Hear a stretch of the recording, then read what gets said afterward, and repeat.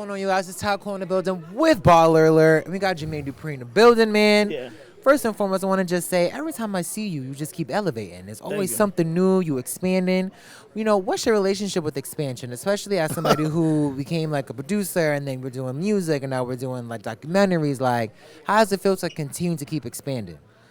I don't even actually know that I'll be paying attention to expanding. I just do what I guess what God places me. You know what I mean? I think that certain things just fall in place. Like this whole 25th anniversary of BET, I actually realized that that's what this was when I was planning to come out here and do interviews for, my Magic City doc. I wasn't really paying that much attention to. It was the 25th anniversary, but I don't even know how y'all can have this and I don't be here, right? I'm saying, Yeah. You've added so much to BET's culture. Yeah. You know, what's one thing that you've added to that BET imprint that you are most proud of, and maybe one that you didn't realize would be as big of a monumental moment that it is today?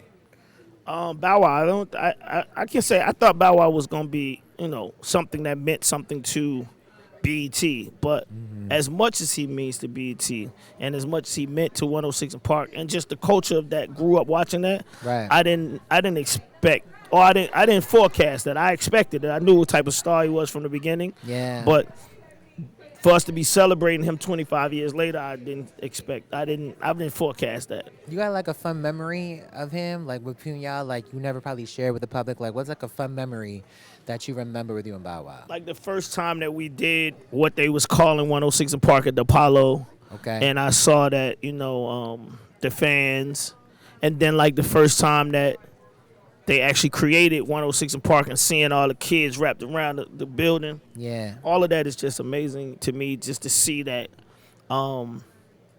black culture and to see black kids having a good time and doing something that they was in love with. You know what I mean? That we don't see that often no more. We don't see black kids doing things that they're in love with, and they was in love with this show.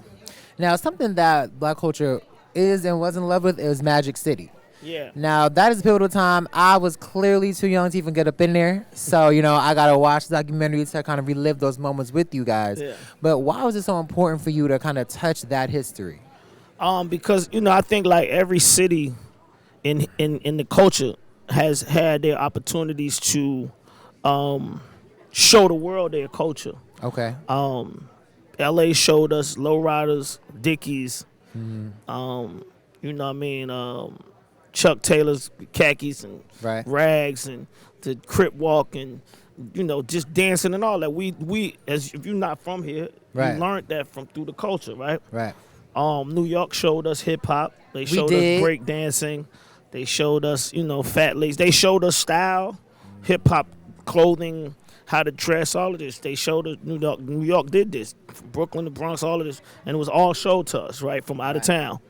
Atlanta, unfortunately, y'all didn't really see our culture. Y'all heard us, but y'all haven't seen our culture, right? The way that I feel like everybody else got an opportunity to exploit their culture. Right. And, I know some people feel like the strip club is like, how could I call that our culture? But that is our culture. That's our culture. That's where we go to listen to music.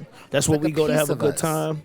That's a piece of it. But I'm saying it is like, that's a heavy piece of our culture. Yeah. And it's actually the 40th anniversary of Magic City. That's to show you how long of a culture it's been in Atlanta.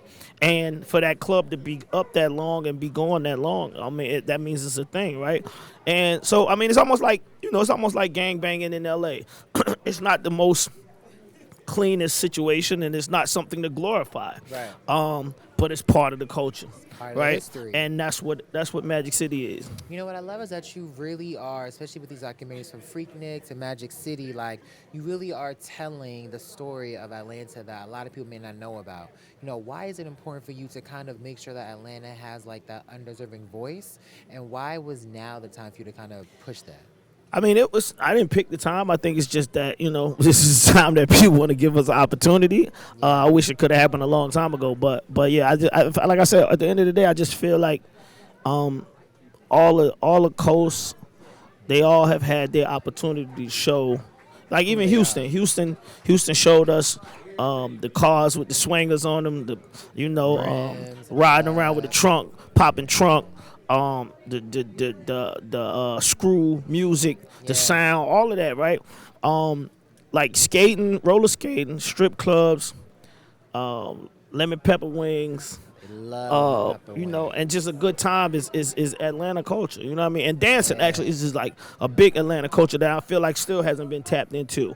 So Okay. we still got a couple other things that we got to show people, but You like lemon pepper, Jermaine? huh? You like lemon pepper wings? That's your favorite? I'm vegan, but at the Okay. time before I became was on vegan, lemon yeah, pepper. yeah, I was on them. I'm a plant-based person myself, so Okay. I always get a lot of flack being a vegan. Okay. But there's some good options out there. for Okay, folks, all so I right, gotta yeah. tap into it. Yeah. Now, music-wise, you got a new record coming out, Young Dro, 2 Chainz. I think that's so freaking cool. It's like you merging old school and new school all the time. Yeah. Why was it important for you to have this collaboration, and what other collaborations are you passionate about beyond this record that's coming out? I mean, the whole album is a collaboration of me working with artists that I never worked with, right? Yeah. So I never had a record with Dro.